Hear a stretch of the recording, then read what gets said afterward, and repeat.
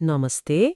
आज हामी नेपाल राष्ट्र ब्याङ्कको एउटा निकै महत्त्वपूर्ण निर्देशन एकीकृत निर्देशन नम्बर 2 बारे कुरा गर्दैछौँ। नमस्ते। हो, यो निर्देशन एकदमै महत्त्वपूर्ण छ। बैंक तथा वित्तीय संस्थाहरूले कर्जा कसरी दिने, जोखिम कसरी हेर्ने, हैन? यी सबै कुरा यसैले तोक्छ। हो। नेपालको ब्याङ्किङ क्षेत्र बुझ्नलाई यो निर्देशन मतलब यसका व्यवस्थाहरू बुझ्नै पर्छ। खास गरी क, ख, ग वर्गका संस्थाहरूका लागि, हैन त? उनीहरूले कर्जा व्यवस्थापन कसरी गर्ने, जोखिम कसरी घटाउने अनि समग्रमा वित्तीय प्रणालीलाई कसरी स्थिर राख्ने भन्ने बारे यसले स्पष्ट मार्गनिर्देश गर्छ। ल त्यसो भए यसका मुख्य व्यवस्थाहरू हेरौँ न त। हुन्छ, सुरु गरौँ। सबैभन्दा पहिला त यो कर्जा वर्गीकरणकै कुरा गरौँ। हो, बैंकले दिएको ऋणलाई विभिन्न वर्गमा छुट्याउँदो रहेछ। त्यो एकदमै आधारभूत कुरा हो। मुख्यतः कर्जा तिर्न कति ढिला भयो मतलब भाखा कति नाग्यो भन्ने आधारमा यो वर्गीकरण गरिन्छ। यो किन गरिन्छ खासमा? यसको महत्त्व के छ? यो महत्त्वपूर्ण छ किनभने यही वर्गीकरणको आधारमा बैंकले सम्भावित नोक्सानीको लागि कति पैसा छुट्याएर राख्नुपर्छ, जसलाई प्रोभिजनिङ भनिन्छ, त्यो निर्धारण हुन्छ। प्रोभिजनिङको लागि पो? हो, सामान्यतया दुई मुख्य भाग हुन्छन्, सक्रिय कर्जा र निष्क्रिय कर्जा। सक्रिय कर्जा भनेको चाहिँ ठिकै चलिरहेको। मोटामोटी त्यस्तै। यसमा पनि दुई तह छन्, असल र सूक्ष्म निगरानी। असल त नामैले असल भइहाल्यो, समयमै तिरेको वा बढीमा 1 महिना मात्र ढिला भएको, होइन? हो, अनि सूक्ष्म निगरानी वा वाचलिस्ट भनेको चाहिँ अलि ध्यान दिनुपर्ने अवस्था, जस्तो 1 देखि 3 महिनासम्म कर्जा तिर्न ढिला भयो भने। अरू पनि अवस्थाहरू छन् कि सूक्ष्म निगरानीमा पर्ने? छन् नि, जस्तै ऋणीको वित्तीय अवस्था खस्क्यो, लगातार घाटाटामा गयो कम्पनी, वा अरू कुनै ब्याङ्कमा उसको कर्जा निष्क्रिय भइसक्यो भने पनि यस्तो कर्जा वाचलिस्टमा जान्छ। यो एक किसिमको अलर्ट जस्तै हो। बुझे। अनि जब 3 महिनाभन्दा बढी ढिला हुन्छ तब त्यो निष्क्रिय कर्जा मतलब नन पर्फर्मिङ लोन वा एनपीएल भन्ने भयो। हो, ठ्याक्कै 3 महिना नागेपछि निष्क्रिय वर्गमा पर्छ। यसका पनि विभिन्न तहहरू छन् भन्नुभयो अघि? छन्। समय जति बढ्दै गयो जोखिम उति बढ्दै जान्छ। 3 देखि 6 महिनासम्म भाखा नागेकोलाई कमसल भनिन्छ। अनि 6 महिना कटेपछि? 6 महिनादेखि 1 वर्षसम्मलाई शङ्कास्पद र 1 वर्षभन्दा बढी भाखा नागेकोलाई चाहिँ खराब वर्गमा राखिन्छ। 1 वर्षभन्दा बढी त्यो त खराबै भइहाल्यो नि। हो, अनि अरू अवस्थाहरू पनि छन् खराबमा पर्ने, जस्तै ऋणी नै टाट पल्ट्यो, सम्पर्कमै आएन 90 दिनसम्म, वा कर्जा जुन उद्देश्यले लिएको हो त्यसमा प्रयोग गरेन, दुरुपयोग गर्यो भने पनि सिधै खराबमा जान्छ। धितो लिलाम हुन नसके पनि खराबमै जाने हो? हो, धितो लिलाम हुन नसकेमा वा लिलामी प्रक्रिया सुरु भएमा पनि खराबमै जान्छ। अनि यही वर्गीकरणको आधारमा ब्याङ्कले नोक्सानी व्यवस्था मतलब लोन लस प्रोभिजनिङ गर्नु पर्यो? गर्नै पर्यो। त्यो कति गर्नुपर्छ? फरक छ होला है? छ नि, असल कर्जाको लागि एकदमै थोरै 1.1% मात्रै, सूक्ष्म निगरानीको लागि 5%। 5%। अनि निष्क्रिय हुन थालेपछि? कमसलको लागि 25%, शङ्कास्पदको लागि 50%। आधा त प्रोभिजनै गर्नु पर्यो। हो, अनि खराब कर्जाको लागि त 100% नै व्यवस्था गर्नुपर्छ। 100% भनेपछि त्यो पैसा अब उठ्दैन भनेर ब्याङ्कले मान्नु पर्यो? लगभग त्यस्तै हो। त्यसले ब्याङ्कको नाफामा सिधै असर गरिहाल्छ। तर सधैँ अवस्था त्यस्तो नहुन सक्छ नि।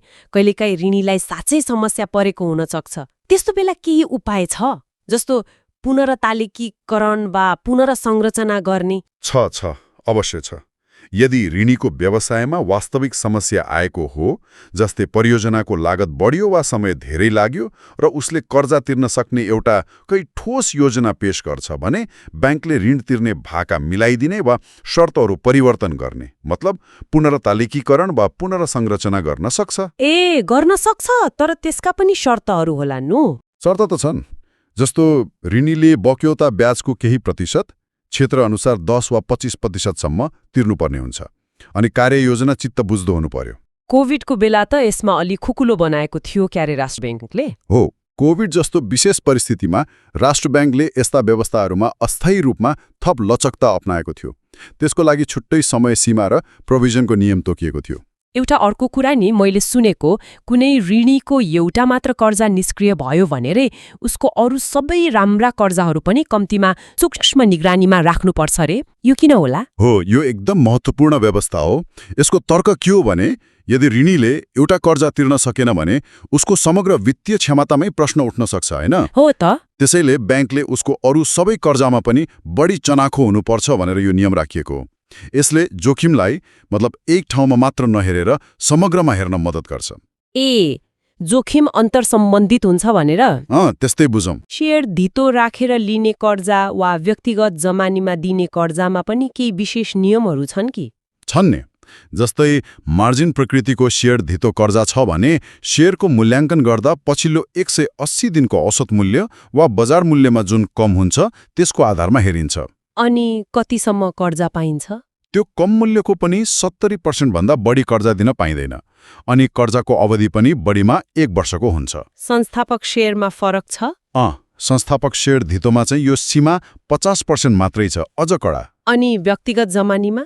व्यक्तिगत संस्थागत जमानीमा प्रवाह भएको कर्जामा सामान्यतया थप 20% नोक्सानी व्यवस्था गर्नुपर्छ। तर फेरि केही साना कर्जाहरू जस्तै क्रेडिट कार्ड तोकेका अरू कर्जाहरूमा यो नियम लागू हुँदैन, छुट छ। निर्देशनमा त सर्वोच्च अदालतको फैसला कार्यान्वयन गर्ने भन्ने जस्तो कुरा पनि देखेको थिएँ मैले। त्यो के हो? हो, त्यो पनि छ। त्यसले खासमा ऋणी र जमानीकर्ताको अधिकार संरक्षणमा जोड दिएको छ। जस्तै जमानीकर्ताको दायित्व के कति हो त्यो सम्झौतामै स्पष्ट हुनुपर्ने। अरू? कर्जा सम्झौता सरल भाषामा हुनुपर्ने, धितोको मूल्याङ्कन ठिकसँग गर्नुपर्ने अनि कर्जा असुली गर्दा सम्मानजनक व्यवहार गर्नुपर्ने जस्ता कुराहरू छन्। कर्जा मिनाहा गर्ने बारे नि राइट अफको कुरा? त्यसमा पनि व्यवस्था छ। 2 लाख भन्दा कम रकमको कर्जा राइट अफ गर्दा बाहेक अरू अवस्थामा ब्याङ्कले सबै प्रक्रिया मतलब धितो लिलामी गर्ने वा सकार्ने, कालो सूचीमा राख्ने यी सब पूरा गरेपछि मात्र राइट अफ गर्नु पाउँछ। समग्रमा हेर्दा त यो निर्देशनले ब्याङ्किङ क्षेत्रमा एउटा अनुशासन, एउटा सिस्टम बसाल्न खोजेको देखियो। हो, निश्चित रूपमा यसको उद्देश्य नै त्यही हो। कर्जा प्रवाह गर्दा अपनाउनु पर्ने सावधानी, जोखिम व्यवस्थापनका लागि स्पष्ट खाका दिने र अन्ततः वित्तीय प्रणालीलाई बलियो बनाउने।